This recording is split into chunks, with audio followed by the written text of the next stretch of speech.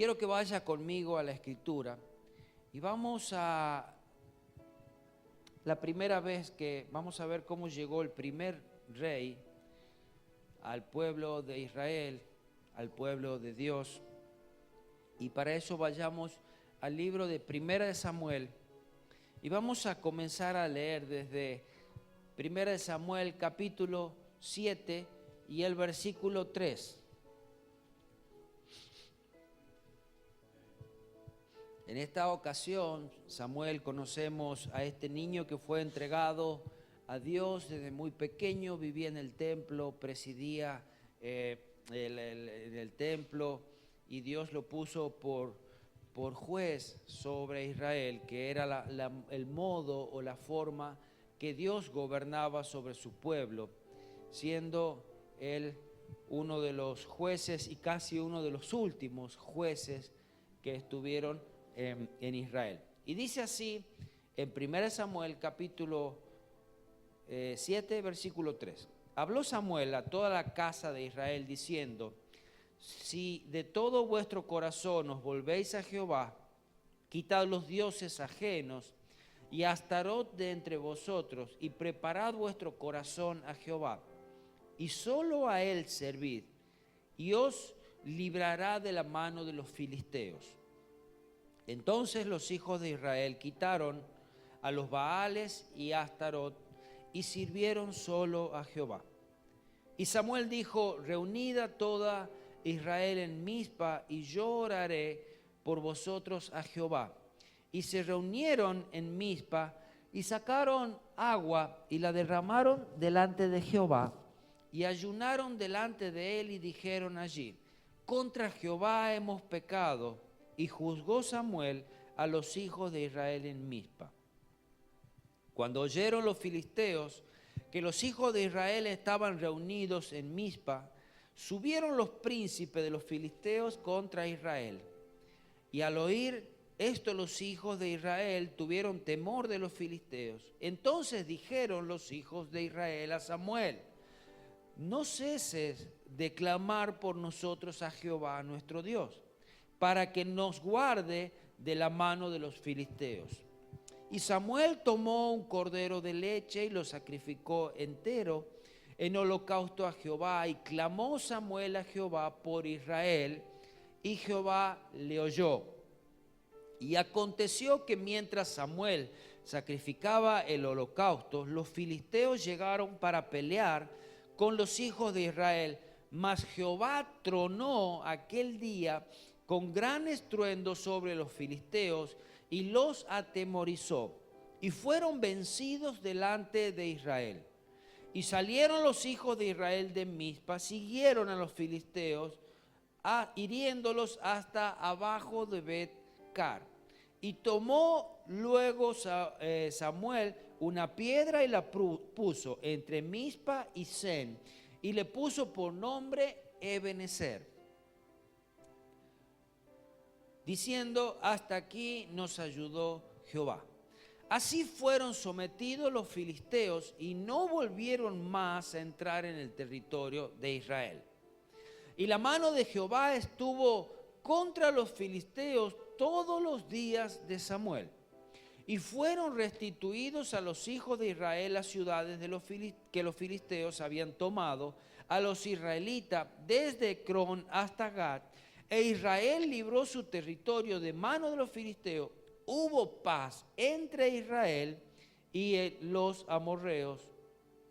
Y juzgó Samuel a Israel todo el tiempo que vivió, y todos los años iba y daba vuelta a Betel y a Gilgal y a Mizpa, y juzgaba a Israel en todos estos lugares. Después volvía a Ramá, porque allí estaba su casa, y allí juzgaba a Israel, y edificó allí un altar a Jehová. Vemos un poquito acá la historia. El pueblo de Israel se encontraba en un momento de idolatría. Era un momento que estaban casi mezclados con el pueblo con los filisteos, el pueblo cananeo, donde ellos habían ido a poseer esa tierra. Pero el haberse alejado de Dios comenzaron a causar algunas cosas en sus vidas. Y dice que el arca había sido tomada, después la restituyeron y estaba en la casa de, a ver que no quiero olvidarme el nombre, Abinadab. Allí estuvo el arca de Jehová, podríamos decir dormida, podríamos decir perdida, podríamos decir que estaba guardada como en una caja sin ser usada, estaba en un lugar escondido y el pueblo de Israel estaba llorando, estaba afligido durante estos 20 años. Parecía como si Dios los había abandonado a su pueblo. Entonces, lo vemos a Samuel, ya era adulto a esta edad, donde llegó a ser casi el último de los jueces junto con sus hijos, que jueces era el líder de Israel. Un juez era un líder político como también un líder religioso, y esta era la forma o el método que Dios usaba, donde Dios realmente era el líder de Israel a través de este juez. Y mientras que el juez era el vocero de Dios, del pueblo y el administrador de la justicia a través de todo este país. Entonces, después de todo este problema, había entendido Samuel lo que estaba pasando y le dijo al pueblo: ustedes tienen que arrepentirse. Tienen que arrepentirse de lo que estaban haciendo, dado que habían tomado la costumbre de los pueblos en los cuales ellos fueron a conquistar. Habían tomado sus Baales, sus dioses como Baal y Astarot, y Samuel le dijo: tienen que abandonar eso para que Dios vuelva a ustedes. Entonces los estimuló para que se arrepintiesen. Y debían hacer algo al respecto con esto. No era tan solamente: ay, me arrepiento, pero yo sigo con mi vieja vida, yo sigo con mis ídolos, yo sigo con mi forma, yo sigo de la manera que yo quiero, pero Dios, dame una solución, pero no me cambies lo que yo soy. Entonces se encontraban avergonzados y dice: entonces los hijos de Israel quitaron los Baales y Astarot y sirvieron solo a Jehová. Habían hecho lo correcto, habían marcado el punto: dejamos la idolatría y seguimos a Jehová. Entonces,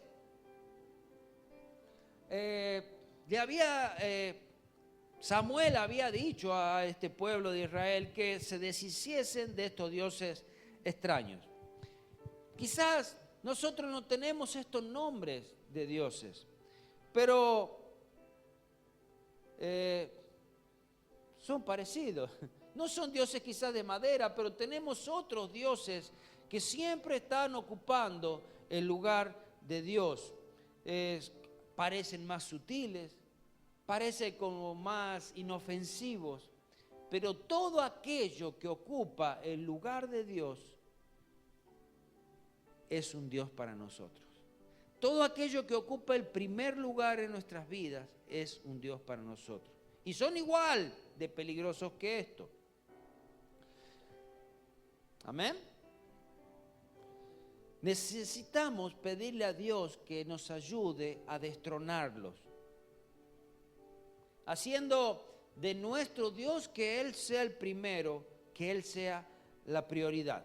Entonces se encontraba el pueblo de Israel viendo que los filisteos estaban queriendo atacarlo y pidieron a Samuel que ore. Y dice en el versículo 9: y Samuel tomó un cordero de leche y lo sacrificó entero en holocausto a Jehová. Y clamó Samuel a Jehová por Israel, y Jehová le oyó. Mira cómo era la forma que Dios tenía de gobernar en ese momento. Utilizaba a su líder religioso para venir delante de él, el cual oraba a Dios y Dios escuchaba y Dios respondía. Tenía que haber también una acción del pueblo y era arrepentirse. Y entonces, cuando todo esto se daba, Dios escuchaba, Dios le oyó. Dice, versículo 10, y aconteció que mientras Samuel sacrificaba el holocausto, mientras todavía estaba orando, mientras estaban en ese culto, mientras estaban levantando a Dios este sacrificio, los filisteos llegaron para pelear contra los hijos de Israel.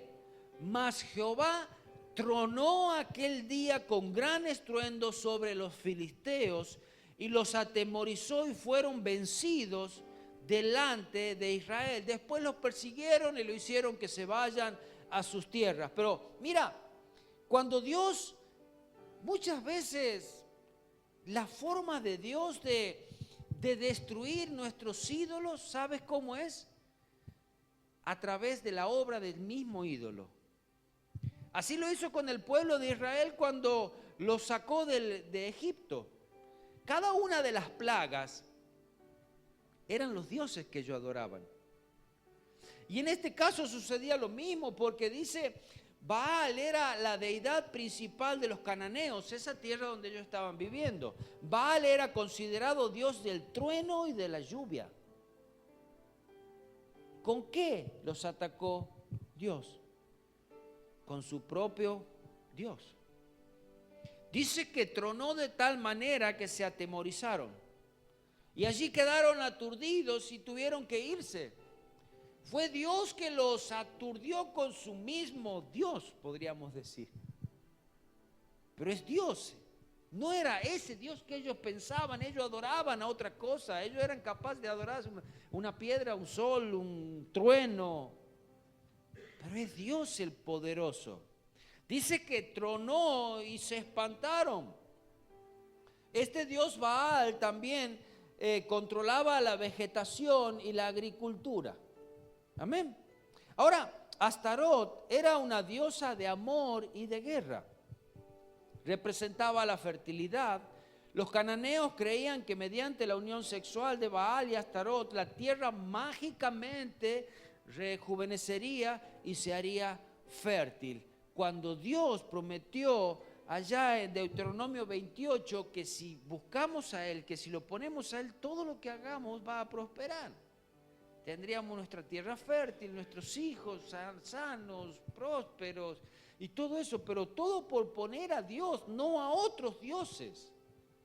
Ahora, el lugar donde Jesús se encontraba, también este lugar, Mizpa, era muy significativo. Representaba mucho para ellos. Fue el lugar donde Samuel fue designado por juez. En ese mismo lugar, en Mizpa. Y allí en Mizpa también fue el lugar donde ungieron por Saúl de rey. Y fue presentado al pueblo. Cuando estaban haciendo este sacrificio, derramar el agua en tierra delante de Jehová significaba que era una señal de arrepentimiento por el pecado. Todo esto era simbolismo y era parte del mismo servicio, parte del mismo sacrificio que ofrecían a Jehová, que tenía mucho significado. Significaba volver de la idolatría y decidir obedecer a Dios. Yo dejo mi pasado, yo me arrepiento, pero vuelvo a Dios, dejo todo aquello. ¿Y qué decían? Contra Dios hemos pecado. Podían reconocer cuál era su falla y era haber dejado a Dios. Versículo 12. Entonces luego Samuel tomó una piedra y la puso entre Mizpa y Sem. Allí había sido el lugar donde hasta donde los habían expulsado, y puso por nombre Ebenezer, y lo habremos ocupado muchas veces y lo conocemos, diciendo, hasta aquí nos ayudó Jehová. Y sabes, Dios puede ir corriendo esa piedra hasta el fin del mundo, porque Él quiere estar con nosotros todos los días. No solamente marcar un territorio ahí cerquita, sino marcar el territorio hasta donde nuestro pensamiento quizás no llega. Ebenezer. Amén. Entonces, los israelitas tuvieron grandes dificultades con los filisteos, pero Dios los rescató y en respuesta el pueblo puso esta piedra allí como recordatorio de gran ayuda y liberación a Dios. Ahora, todas las cosas que Dios hace en nuestra vida, lo importante es poder recordarlas. ¿Por qué? Porque cuando nosotros las recordamos de esa manera, estamos agradeciendo a Dios, estamos honrando a Dios y estamos viendo, si Dios lo hizo aquella vez, Dios lo puede hacer de nuevo. Para Dios no hay nada imposible. Es por eso que la Biblia es una guía para nosotros, porque lo que Dios hizo antes, lo puede hacer hoy. Y aún dice que cosas mayores puede hacer. Amén. Y dice que puede hacer cosas que ojo no vio, ni oído oyó, ni han llegado al corazón de hombre. Así que al Dios nunca lo limites. Nunca digas, no, Dios no va a poder con esto, Dios no va a poder con este enemigo, Dios no va a poder con esta enfermedad, Dios no va a poder conmigo, Dios no va a poder con mi corazón. Sí va a poder. Dios es un Dios todopoderoso. Amén. Y allí estaba el pueblo de Israel en esta situación, viendo cómo Dios lo había librado de mano de los filisteos. Y había otro próximo paso. Ya habíamos visto que Samuel se encontraba ya adulto, grande, y estaban sus hijos, a los cuales los había puesto para que ellos sean los próximos jueces. Él todavía vivía, pero en pocas palabras diciendo, continúen, ustedes van a ser aquellos que van a juzgar a Israel y yo voy a estar hasta que muera. Bueno, versículo capítulo 8, vayamos al capítulo 8.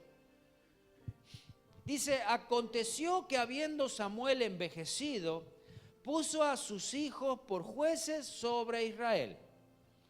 Y el nombre de su hijo primogénito fue Joel, y el nombre del segundo, Abías, y eran jueces en Beerseba. Pero no anduvieron los hijos por los caminos de su padre. Antes se volvieron tras la avaricia, dejándose sobornar y pervirtiendo el derecho. Ya les explico qué es eso. Entonces todos los ancianos de Israel se juntaron y vinieron a Ramá, allí donde vivía Samuel, para ver a Samuel. Y le dijeron, he aquí, tú has envejecido y tus hijos no andan en tus caminos, por tanto, constitúyenos ahora un rey que nos juzgue. Era la primera vez que pedían un rey, como tienen todas las naciones. Pero no agradó a Samuel esta palabra que dijeron, danos un rey que nos juzgue. Y Samuel oró a Jehová. Y dijo Jehová a Samuel, oye la voz del pueblo en todo lo que te digan, porque no te han desechado a ti, sino a mí me han desechado. Qué importante cuando el pueblo desobedece la voz de Dios, cuando el pueblo desecha al hombre de Dios, no desecha al propio hombre, desecha a Dios. ¿Sí me entienden, verdad? Oye la voz del pueblo en todo lo que te digan, porque no te han desechado a ti, sino a mí me han desechado, para que no reines sobre ellos. ¿Qué hace Dios? Concede la petición. Hay oraciones que aunque Dios sabe que nos va a hacer mal, las responde. Por ejemplo esta. Ahora, la consecuencia y la causa de todo esto la van a sufrir, y la sufrieron todo el tiempo. Conforme a todas las obras que han hecho desde el día que los saqué de Egipto hasta hoy, dejándome a mí sirviendo a dioses ajenos, que hacen también contigo. Ahora pues, oye su voz, mas protesta solamente contra ellos y muéstrales cómo le tratará el rey que reinará sobre ellos. Y refirió Samuel todas las palabras de Jehová al pueblo que le había pedido rey. Y dijo, pues así hará el rey que reinará sobre vosotros. Tomará vuestros hijos y los pondrá en sus carros y en su gente de a caballo, para que corran delante de su carro, y nombrará para sí jefes de miles, jefes de cincuentenas, y los pondrá a sí mismo a que aren sus campos y sieguen sus mieses, y a que hagan sus armas de guerra y los pertrechos de sus carros. Tomará también a vuestras hijas para que sean perfumadoras, cocineras y amasadoras. Asimismo tomará lo mejor de vuestra tierra y de vuestras viñas y de vuestros olivares y lo dará a sus siervos. Diezmará vuestro grano y vuestras viñas para dar a sus oficiales y a sus siervos. Tomará vuestros siervos y vuestras siervas, vuestros mejores jóvenes y vuestros asnos, y con ello hará sus obras. Diezmará también vuestro rebaño y seréis sus siervos, y clamaréis de aquel día a causa de vuestro rey que habréis elegido. Mas Jehová no responderá en aquel día. Esto es triste. Esto es triste que pueda pasar. ¿Qué pasó? Pero el pueblo no quiso oír la voz de Samuel y dijo: no, sino que habrá rey sobre nosotros. Y nosotros seremos también como todas las naciones, y nuestro rey nos gobernará y saldrá delante de nosotros y hará nuestras guerras. Y oyó Samuel todas las palabras del pueblo y las refirió en oído de Jehová. Y Jehová dijo a Samuel: oye su voz y pon rey sobre ellos. Entonces dijo Samuel a los varones de Israel: idos cada uno a vuestra ciudad. Samuel era ya anciano. Entonces Samuel designó a sus dos hijos para que juzguen sobre Israel, sobre todas las tribus. Pero resultaron que estos dos hijos que él tenía eran corruptos. No eran fieles a Dios, no eran fieles a su principio, eran inmorales.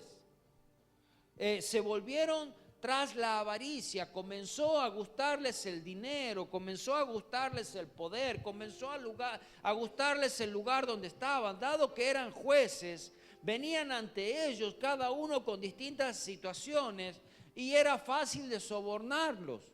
Entonces venía yo con un problema con otro, y ¿qué ha pasado? Y yo maté, no sé, a su animal, y bueno, quizás ellos decían: si me das tanto de plata, yo puedo sacarte de este problema. Y de esa manera eran sobornados y eran amantes del dinero. Cosas como las que se ven hoy también, ¿vieron? Pero todo esto vieron aún los ancianos de Israel y dijeron: no queremos que ellos nos juzguen, no son como vos, queremos un rey. Entonces allí oraron a Dios y Dios dijo: dales un rey.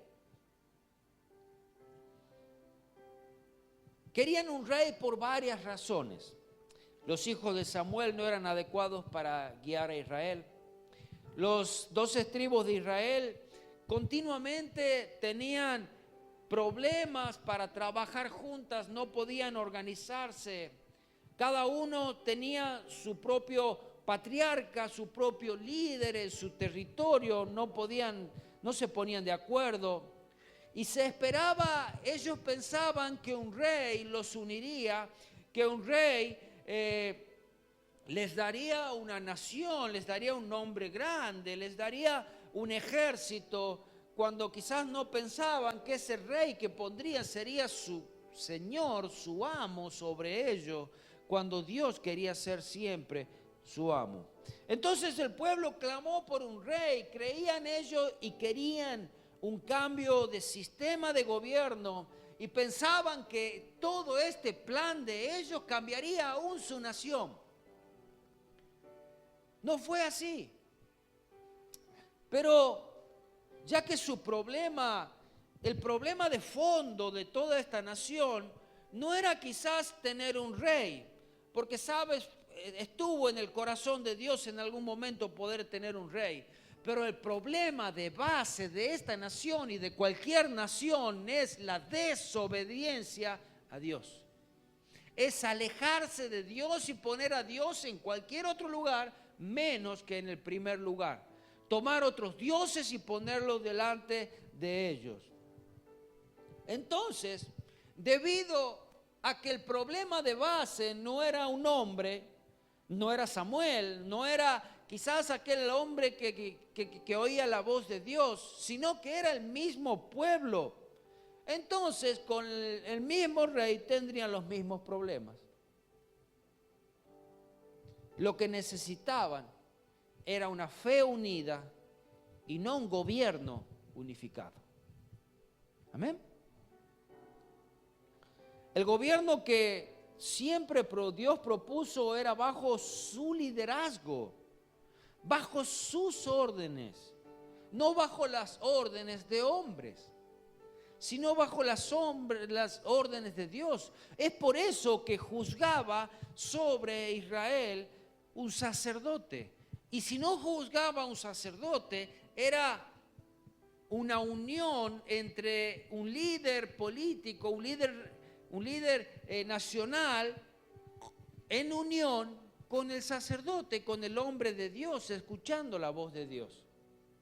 Entonces era la unión perfecta que Dios quería, si no era quizás Samuel en este caso.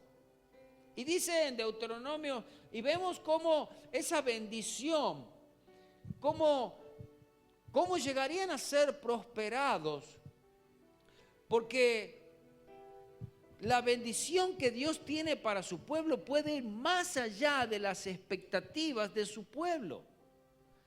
Cuando ponen a Dios en primer lugar. Dice en Deuteronomio 28:1, acontecerá que si oyeres atentamente la voz de Jehová tu Dios, siendo Dios el principal, para guardar y poner por obra todos sus mandamientos que yo te prescribo hoy, también Jehová tu Dios te exaltará sobre todas las naciones de la tierra. No iba a hacer falta que haya justamente un gran ejército, que haya justamente un gran rey, sino que Dios sea su Dios, su rey. Amén. Pedimos a Dios que nos ayude en todo. Pedimos que nos ayude en lo personal, pedimos que nos ayude en lo familiar, en lo económico, en nuestra salud.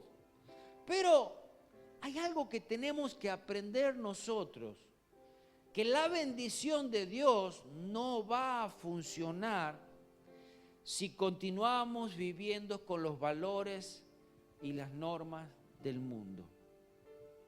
No estoy diciendo que debemos desobedecer las leyes que han sido dadas en cada uno de los países y regiones. Estoy diciendo que si nosotros nos llevamos y queremos ser iguales al mundo, no va a funcionar la bendición de Dios. Señor, queremos tu bendición, queremos que nos guardes, queremos ser prósperos, queremos estar sanos, queremos estar bendecidos, pero no me pongas exigencias, Señor, por favor te lo pido. Déjame que yo haga mi vida como yo quiero, pero sí quiero ser bendecido. Esto era lo que pretendía el pueblo de Israel. Y cualquiera muchas veces pretende esto. La fe en Dios debe tocar todas las áreas de nuestra vida. No es solamente decir, Señor, yo te busco porque solamente quiero una bendición monetaria, yo quiero pasarla bien en esta vida. O no sé, salud, o yo quiero ser un gran hombre tuyo espiritual. Quizás, ¿para qué? Para ser aplaudido. No. Entonces, que Dios toque todas nuestras áreas de nuestra vida, y este era el objetivo de Dios también.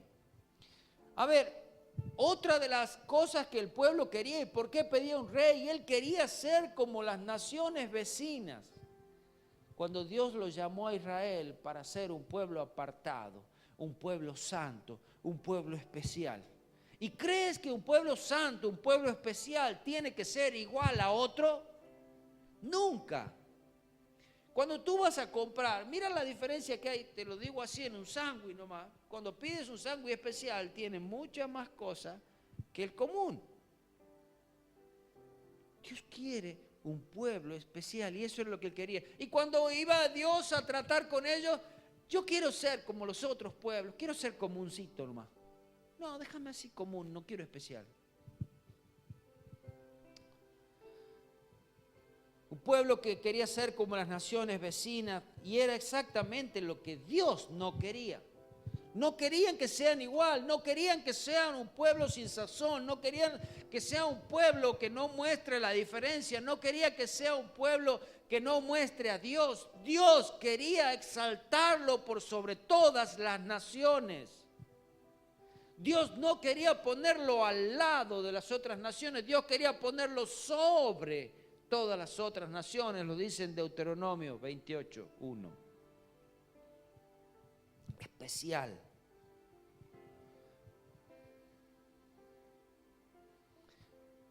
No estaba mal, como dije, que el pueblo pida un rey, pero lo que sí estaba mal es que estaban desechando a Dios como su líder, como su Señor.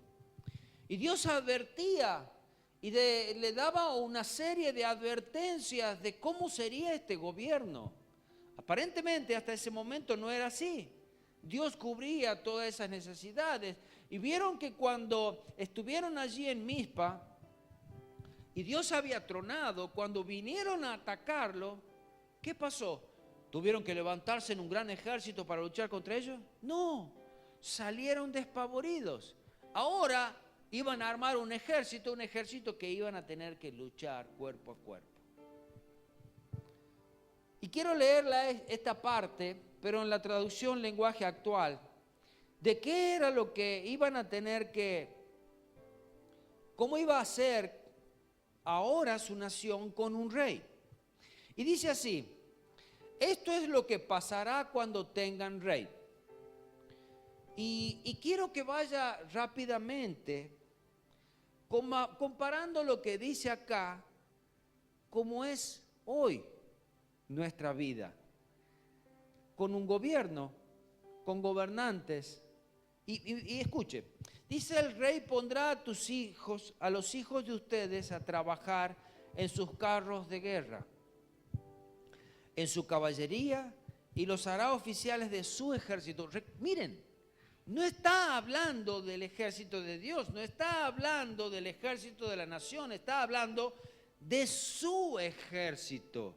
Ahora van a ser siervos de un amo, de un rey. Porque él va a armar un ejército y ustedes lo van a formar y van a obedecerle a él.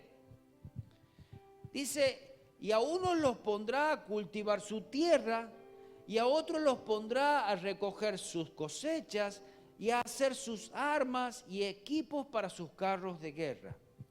Ese rey hará que los hijos de ustedes les preparen, que las hijas de ustedes les preparen perfume, comidas y postres. A ustedes les quitará sus mejores campos y cultivos, y les exigirá la 10ª parte de sus cosechas para dársela a sus ayudantes y oficiales. Y díganme si los impuestos que nosotros pagamos no son excesivamente altos. A nosotros nos queda lo ínfimo. También les quitará a ustedes sus burros, sus esclavos y sus mejores jóvenes, y los pondrán a su servicio. A ustedes los hará sus esclavos, y además les quitará 1 de cada 10 animales de sus rebaños. Entonces se arrepentirán de haber pedido un rey, pero Dios no los escuchará. ¿Quieren rey? Van a tener rey. Y aunque Samuel les advirtió a los israelitas todo esto, ellos no hicieron caso, al contrario le dijeron: eso no nos importa, queremos tener un rey. A pesar de todo eso, Dios no nos importa, queremos un rey. Queremos a alguien que esté encima de nosotros, queremos a alguien que salga a la batalla, queremos a alguien que nos mande, queremos a alguien que nos dé de comer, queremos a alguien que haga las cosas por nosotros. Y nosotros estamos aquí, no importa. Queremos un rey. Y dice en Jeremías 2:13, y esta es repetida vez por qué Dios los ha castigado, por qué han sido exiliados, por qué han sido atacados. Jeremías 2:13 dice: porque dos males ha hecho mi pueblo. Me dejaron a mí fuente de agua viva y cavaron para sí cisternas rotas que no tienen agua. ¿Cuál es el mal más grande de un hombre? Dejar a Dios, olvidarse de Dios. Y ningún hombre, ninguna casa, ninguna familia, ninguna nación, ningún pueblo que deje a Dios, que no tenga a Dios en primer lugar, va a funcionar correctamente. Ninguno. Ningún hombre, ninguna familia. Después de los jueces comenzó el tiempo de los reyes, siendo Saúl, el primero. Luego de Saúl vino David, Salomón y etcétera, etcétera. Otros hijos de David, sucedieron varios más. Los que sucedieron a David tuvieron muchas características similares. Y va a ver, si usted lee el libro de los Reyes, que dice: e hizo lo malo delante de los ojos de Jehová. Y siguieron bajo los caminos de Jeroboam, y siguieron Jeroboam, y siguieron y no quitaron los dioses, e hicieron altares. Y esto era un común denominador en todos estos reyes que hicieron lo malo delante de Jehová. Hubo algunos que hicieron lo bueno, porque volvieron la palabra de Dios, quitaron los dioses, pero no pudieron terminar de hacerlo bien.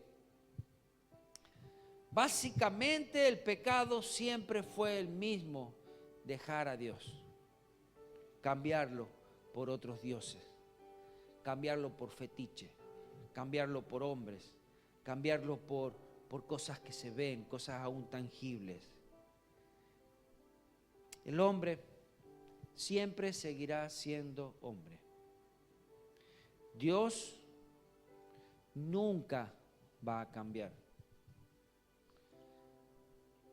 Aún en el tiempo de Jesús, cuando Jesús, esto alguna vez lo he contado, cuando Jesús estaba allí en el monte les había dado de comer esta gran multitud, y después se fue, juntaron gran cantidad de comida que había quedado, y después se fue dejándolos. Dice que la gente lo buscaba. Y en San Juan capítulo 6, versículos 25 y 26 dice: y hallándole al otro lado del mar, le dijeron: Rabí, ¿cuándo llegaste acá? Porque lo buscaban para hacerlo rey. Oh, queremos que sea más, ¿vale? ¿Quién no va a querer un rey que le esté dando de comer? Un rey que le haya dicho: miren muchachos, vayan a acuéstense ustedes en el pastito y yo ya les llevo la comida. Eso había sucedido en ese momento. Y dicen: queremos un rey así. Este es el que queremos. Entonces, cuando llegaron acá, respondió Jesús y les dijo: de cierto os digo que me buscáis, no porque habéis visto las señales, sino porque comiste el pan y os saciasteis. Siempre mirando lo material, siempre mirando lo que nos rodea, pero nunca mirando a Dios. Cuando era Jesús que estaba allí, era el verdadero Hijo de Dios. Había venido a establecer ese reino de los cielos. Aún algunos de sus discípulos pertenecían a estos grupos, podríamos decir casi mercenarios, que buscaban derrocar el imperio romano.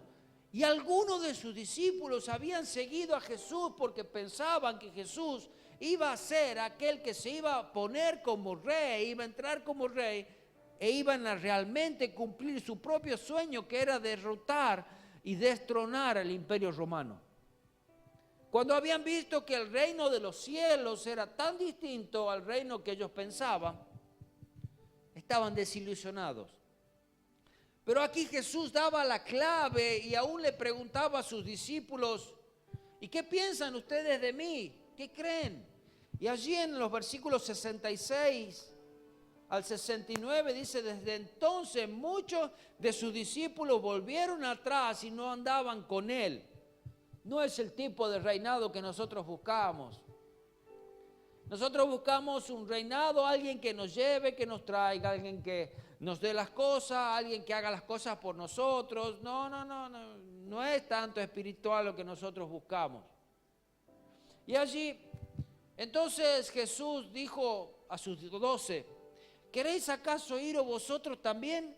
Tienen la puerta abierta, no es obligación que me sigan. Entonces le respondió Simón Pedro, Señor, ¿a quién iremos? ¿A quién iremos? Tú tienes palabras de vida eterna y nosotros hemos creído y conocemos que tú eres el Cristo, el Hijo del Dios viviente. Habían hecho lo correcto, habían hecho lo que era real, seguir a Jesucristo. A ti te queremos poner como Rey. Queremos que tú seas nuestro Rey, nuestro Señor, nuestro Salvador. He visto en estos últimos tiempos una iglesia arrodillada, rendida ante los reyes de esta tierra. Lo he visto. Con pena y con dolor lo digo. Comenzando desde pastores, rendidos, buscando la mano de un hombre, no el corazón de Dios. Pensando que es un hombre que le puede dar una salida. Dejando a Dios, que es la fuente de todas las cosas, y siguiendo a hombres que pueden darle migajas. Lo he visto.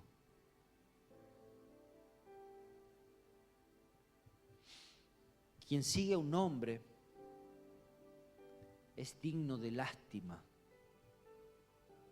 porque un hombre lo va a traicionar.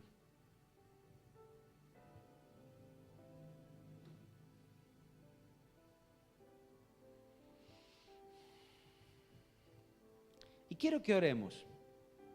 Tomemos un tiempito para orar por nuestra nación, para orar por nuestra provincia, para orar por nuestro municipio, para orar por nuestras vidas. Que no nos rindamos ante hombres, ante reyes, ante mortales que ni siquiera creen y quieren de Dios. Jesús dijo que sí debemos obedecer a las autoridades, y aún las autoridades son puestas por Dios. Pero dice puestas por Dios. ¿Quién está encima de todas las autoridades? Es Dios. Amén. Señor, venimos ante ti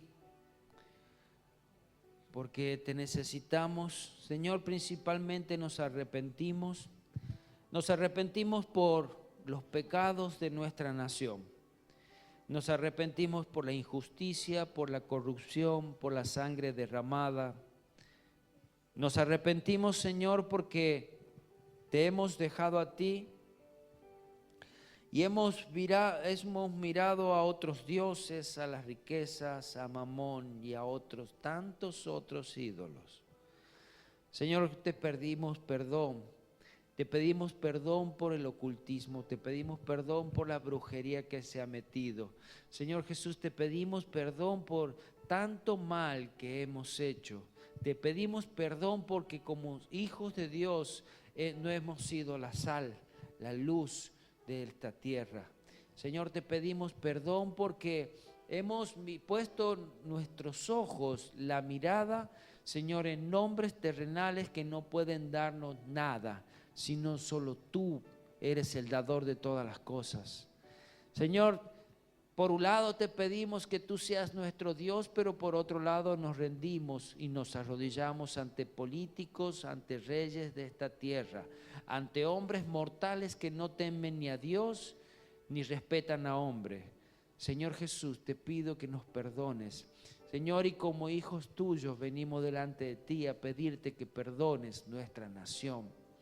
Sana nuestra nación, sana nuestro pueblo, sana nuestra provincia. Señor, interfiere, Señor, cada ámbito de nuestros políticos, cada ámbito, Señor, cada institución. Señor, interfiere tú, interfiere en las elecciones pon tú, Señor, el hombre y la mujer que nos tiene que presidir. Señor, que tú seas aquel que guía, Señor, y danos la sabiduría a cada uno de tu pueblo para escoger, Señor, el hombre que tú deseas. Señor, y por sobre todas las cosas, confiar en ti, no creer y confiar en ellos, no poner nuestra confianza y nuestra esperanza en hombres, sino sabiendo, Señor, que hombres pasan y todas las cosas pasan, pero eres tú el que permaneces para siempre. Señor, que nuestra confianza, aunque todo sea derrubado, aunque todo sea, Señor Jesús, se desarme, sabiendo que pasarán gobiernos, pasarán reyes, pasarán hombres, pasarán, Señor, pasarán, pero tú permaneces y tú permaneces para siempre, tu palabra permanece para siempre. Señor, y tú nos has hecho a nosotros eternos, ¿por qué rendirnos ante hombres mortales? Señor Jesús, crea en nosotros esa conciencia y ese corazón y esa fe que solamente te busque a ti, solamente te espere a ti. Porque yo sé, Señor, que aquel que confía en ti, nada le va a faltar, nada va a necesitar. Señor, aunque todo sea destruido, aunque las economías sean destruidas, aunque la salud, Señor Jesús, y aunque cada ámbito que nosotros en lo cual vivimos sea destruido, nada le va a faltar a quien confíe en ti, a quien ponga su fe y su esperanza en ti. Señor, no permitas que tus hijos sean comprados y atraídos, Señor, por hombres mortales, por reyes, por políticos. Señor, ruego que nuestra esperanza y nuestra confianza esté solamente en ti. Señor, y que podamos entender que no hay otra salida para nuestra nación, para nuestra provincia, para nuestro municipio, para nuestra localidad, de que solamente confiar en ti, solamente creer en ti, solamente vivir bajo tus ordenanzas, tus mandamientos, Señor, y aún desde el lugar donde estamos, aunque sea tan insignificante, Señor, tú vas a mostrar tu gloria en nuestra nación, en nuestra provincia, en nuestro municipio y en cada lugar donde pise la planta de nuestros pies. Señor, lo declaro y lo proclamo en tu nombre, en tu precioso nombre. Amén, amén y amén. Amén, ¿lo crees? Vive así. Créelo. Créelo. No te rindas ante hombres. Sí, no te estoy diciendo que no tienes que ir a votar, lo tienes que hacer porque eres ciudadano. Pero tu Dios es el que está en los cielos, no ese que se saca una foto y pone en un cartel. Confía en Dios, busca en Dios, espera en Dios. Amén.